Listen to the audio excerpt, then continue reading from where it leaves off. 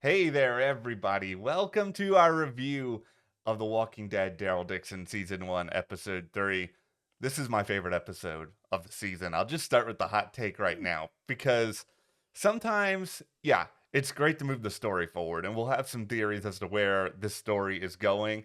Sometimes it's good to just ride on vibes, guys, and let's just say this Paris, the zombie band at the start of the episode. I've got a name for the zombie band. hmm The Rocking Dead. Like Oh, that's pretty good. That's pretty good. in between the Rocking Dead, the zombie nightclub, I just think this episode is really, really cool. And I understand if there's criticism that, okay, did it progress the story forward enough? Was the Laurent twist too, predictable at the end? Sure, but I just really liked living in this world.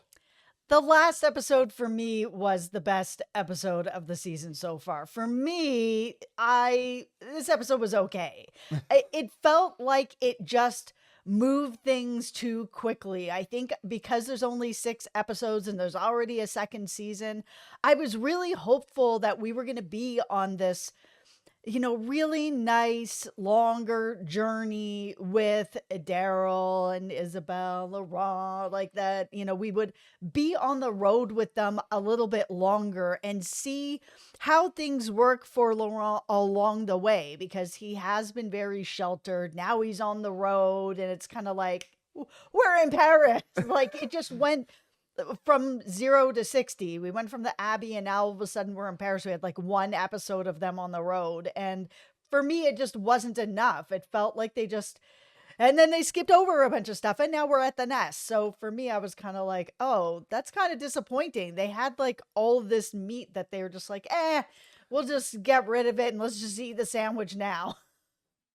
I am impatient. I like sandwiches. I like devouring the sandwiches. No, I see where you're coming from with it. We will get a lot more into this, of course, but before we do, hit that subscribe button for more of The Walking Dead Daryl Dixon as we have new reviews and reactions through the rest of this season. It's going to be really, really fun. And by subscribing, you help us make sure we're able to make these videos that we love to do so much for you guys. Yeah, it really helps support the channel. We really appreciate it. Oh, All right. yeah. So, yeah, for me, this episode just moved things way too quickly. I felt like, yeah, they went from the Abbey to Paris in like an episode, basically. It was so fast. And while it was really cool to see Paris and how everything is going and how they're trying to still hold on to art and nightlife and sort of music, things that make the world go round. It was like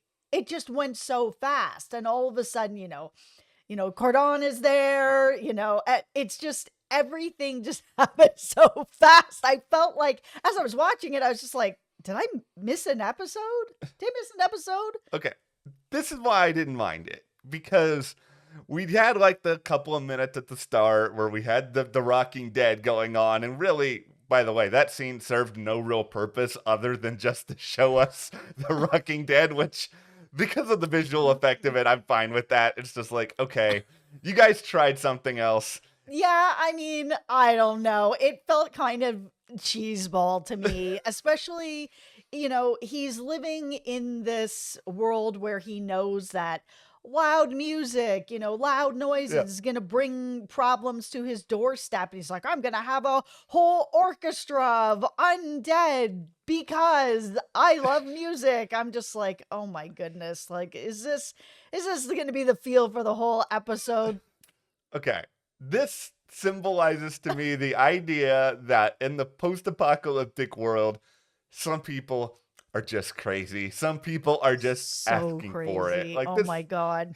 he's totally asking for it by staging this zombie orchestra, but it's feeding his soul in some sort of weird, destructive way. And Daryl has been around the block enough that once he sees this, it's just like, okay, good for you, dude. Good for you, Isabelle. We tried your plan. We're going to Paris now. And I think it's because if they had spent a few episodes on the road getting to Paris, I would have been in the back of my head just being like, I want to get to Paris. I want to see Paris. Like, this is the thing I'm most excited for. Just one episode. If they had just given us this episode for me, the thing for The Walking Dead for me is that the beginning seasons of the actual Walking Dead were some of the best episodes. And one of the reasons why is they really took their time. And I understand there's only 6 episodes. It's like, all right, let's move Yeah. along. Let's get to Paris. It's like, okay, I want to get to Paris too, but I would have been fine and happy to get to Paris by episode 4, where we're getting into the part of the story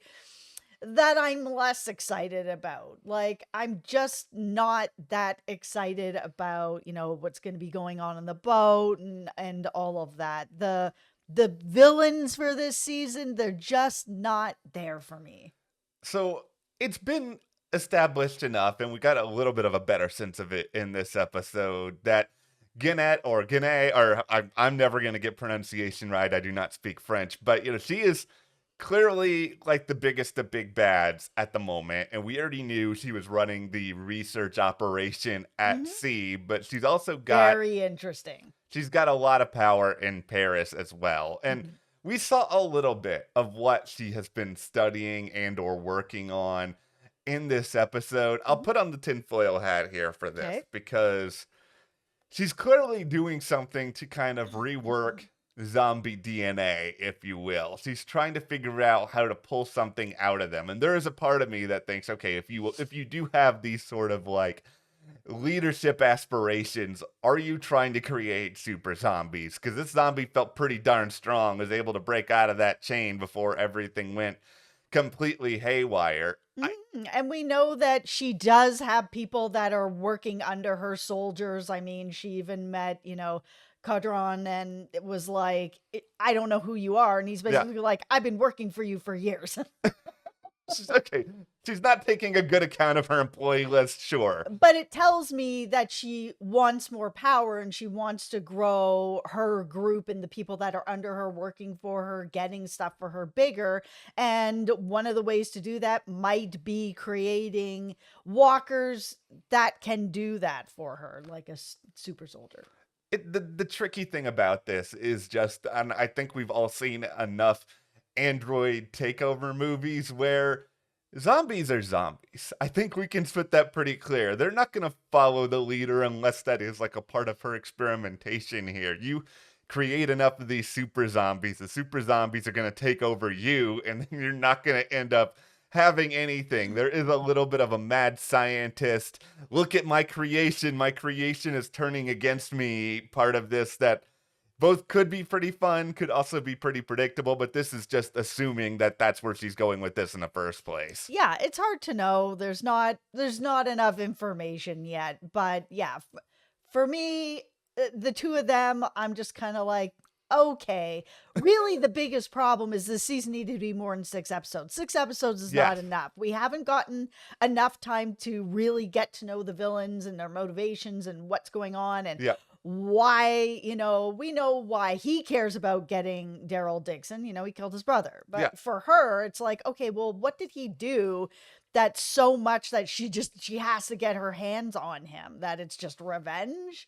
Revenge! Okay, we're both on the same page about the 6-episode order. And we can say this, too, about Dead City that we also covered here at the channel. And I don't know why they settled on this number, if it's a situation where after doing The Walking Dead for so many years, these actors were like, we'll come back, but we want to do a shorter run. We want to have time to do some other things, which, I would understand. But just for the sake of the story, if you're only doing a 6-episode season, that's basically, you could just be doing a movie at that point. And yeah, a movie's still shorter than 6 episodes. But my point here is just that long-form storytelling, this is what The Walking Dead has done from the very beginning. And it is pretty limiting in that, like, I'm more fascinated by Gannett than like a lot of her stooges, but still there's things we're missing out on with her as a villain that with more time we could figure out. Because like, what if she's actually, and I don't think this is the case, but what if she's actually trying to cure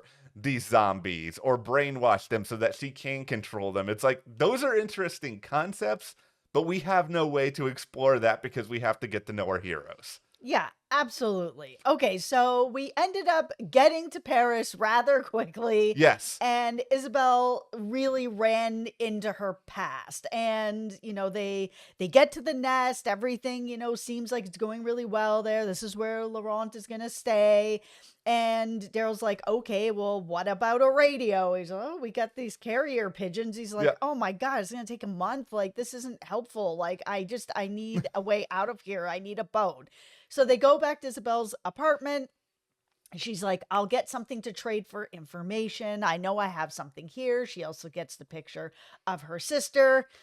And then we see Daryl Yeah. find the picture of Quinn, and I see it on his face. He's looking at him, being like, I look just like him. We look exactly the same.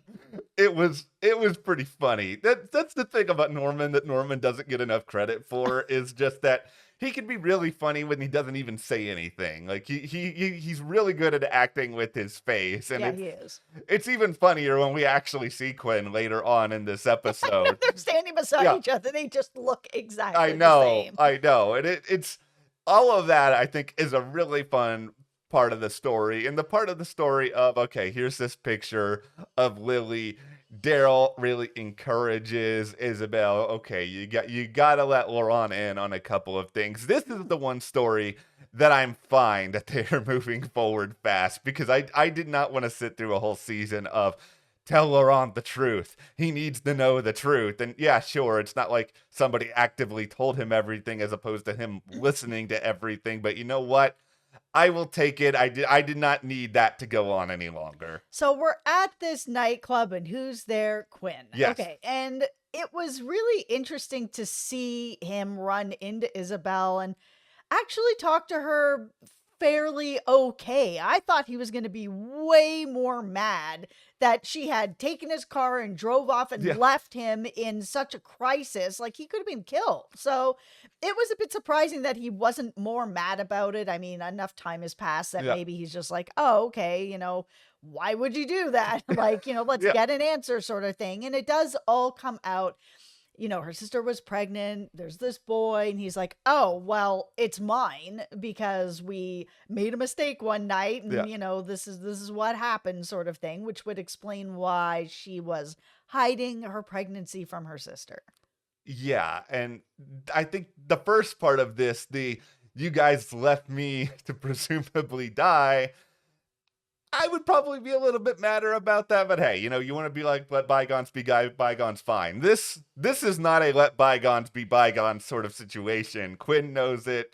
Isabel eventually knows it. Everybody knows it. And that's why Daryl eventually comes to this realization of, you know what? I do want to get out of here. Yep. I do not want to take it from this guy. There is the moral compass of Daryl Dixon we all come to know and love, where you're not going to just bend over backwards morally for this just like insert random insult there because Quinn clearly sucks. He has clearly found a little bit of power for himself in this nightclub universe. I guess good for you, Quinn. You can listen to the singers and the weird dancers and whatever else is going on down there while you'll have a child wandering around. Yeah, and I mean, Daryl has that conversation with Isabel again to Yeah. kind of be like, okay, you're, kind of hiding what's going on with his mom. You're giving him like the tiniest bits of information. Oh, here's a picture of your Yeah. mom, but you're not telling him everything. And now Quinn has showed up to be like, oh, I'm his father. And it's like, okay, well, you're not going to tell him that either. And Yeah. it's like, I understand that she thinks that Laurent is special, and I think that he is to some degree. I don't Yeah. know if he's like, the next coming or anything like that, but he definitely, there's something about him that is really special, as we saw when he came into the nest and everything else that he's picked up on a couple things. Like, even when they were walking through the cemetery and Daryl was kind of looking around and Laurent turned to him and was like, don't worry, you're not going to die in Paris. Mm-hmm. And it's like, okay, well, if you know that, then like, do you know when he is going to die? Like, we know Yeah. that he has some kind of ability to kind of peek into the future about things. We don't know how, we don't know Yeah. why, but he does have it. It's like, if he knows that Isabel is family, more about who his mom was, that was, her sister, here's the father, does that change his abilities or his ability to be, sort of this potential leader or person that's going to be able to bring everyone to this next level? I don't think him having a dad or Mhm. knowing who he is going to change that.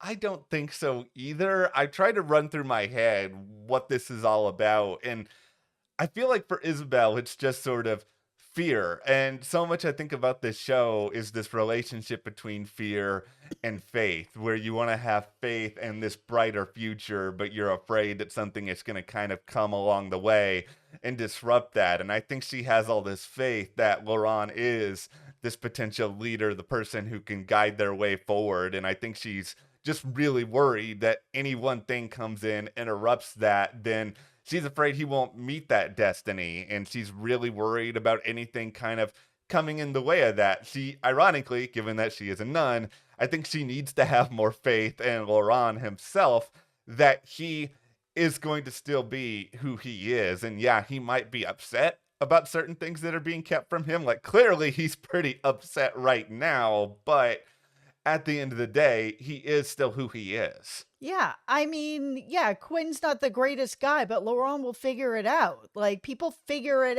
out. Yeah. And he has enough of a support system around him that, nothing is going to happen to him. But if you keep him away from someone who's his actual father, once he finds Yeah. out, that's going to be the problem, because then he's going to be like, oh, you kept him from me? Yeah. Why? I need to know. Now I'm with Quinn. Well done. You messed it up. Like, Yeah. just tell him now and work it out all together.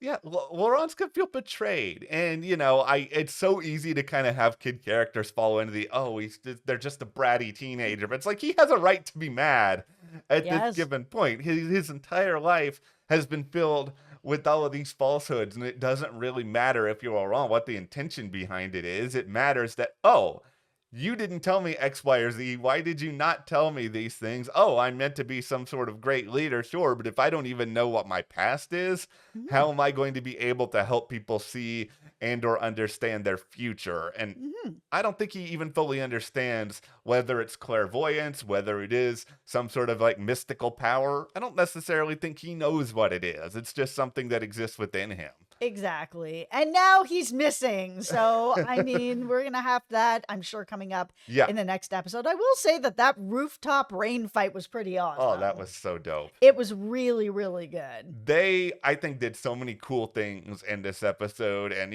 kudos, this is a really ridiculous statement. Kudos to France for allowing them to go and shoot in all these interesting environments. There were a Very couple of cool. really good lines in this episode. Like, I loved a little bit about the Black Death in here, where they're Mhm. just like, you guys are infants. We have survived apocalypses before. We got this. And I think that informs so much why they're able to have this nightclub with singers and Mhm. dancers and all of this other sort of stuff. When they're just thinking, you know what? Our culture is ancient. We will find a way to work this out, even if this is worse than any other thing that has affronted us over our history. Yeah, absolutely. They've been through a lot and they've gotten to the other side of it. And, besides the zombie orchestra, which I wasn't a fan of, I thought it was really cheeseball. I thought that the nightclub and seeing the art in there and Yeah. music and just that there's actual sort of nightlife still happening, that they are still, they're not just trying to survive. There are parts of Paris that are still thriving, where people can feel a little bit normal still. And I think that that's sort of the nice shift that's going on over here in Paris. Okay, here's my one beef with this episode. Was the explanation for the Eiffel Tower not having the top of it on anymore a little bit weak sauce? Because this was in all the promo stuff. Everybody was like, what happened to the Eiffel Tower? And then they're just like, oh, a helicopter crashed into it. That's just like, I wanted a little bit more mythology with that. Okay, well, what do you think should have happened? Zombies climbed up and pulled it off, ate it Okay, that would have been cool, but no, like King Kong, but a whole bunch of them? okay, yeah. What if the zombies all morphed together and formed one really giant zombie? And that no, I think Climbed up and just pulled the top off? okay. I I understand there's a very limited amount of possibilities that what Yes. could have happened here, but it Yes. was so early on, apparently, in the apocalypse. Like, could it have been a little bit more recent? Could it have been a little bit more, I don't know, a longer story as to why this was happening? I just wanted something. The other thing that came into my head with the Eiffel Tower was there is a lot of adoration for the Eiffel Tower. Laurent wants to like stand underneath it, and there was a part of me that was like, are people in France like this in love with the Eiffel Tower, or is this something that we Americans kind of feel is just sort of touristy? Yeah, it's kind of interesting because I've seen on different shows that have been in Paris, like, where they're like, oh, the Eiffel Tower for us here in France is sort of a nothing. It's just an Yeah, eyesore. And then I've seen others where it's like, oh, we really love it. And me, I'm Canadian. I came from Toronto, and we have a tower there too. We have the CN Tower, which is like an iconic part of the Toronto yeah, landscape. And, for a long time was one of the tallest towers, in the world. And it's like, for me being there, it's like, oh, it's not, an eyesore or anything. So it's like, oh, wow, this is like a really cool, interesting thing. And I've been there a whole bunch of times. It's amazing to be yeah. up there. Like, I just wonder if it's kind of like you live in the city and you take the CN Tower for granted, or you live, in Paris, you take the Eiffel Tower for granted, or New York, Empire State Building. It's kind of like one of those things where you're like, oh, it's cool that it's there, Yeah. but I'm not really taking advantage of it. That's exactly what I think it is. And I think it's the fact that these people have gone through something like this, and now these things are they hold more tightly to them now that they've gone through all of this. Now things like the Eiffel Tower feel really, really special, and there's all this extra symbolism attached to it. Now it's probably that way with a lot of landmarks in Paris. Like, I know there's presumably other places that they could be going over the course of this season, but I don't mind if they stay in Paris for a while and really let us explore things. I love the city as a setting. I still Hmm. love Daryl and Isabelle Hmm. and like their chemistry and their relationship. Yep, she clearly has a type.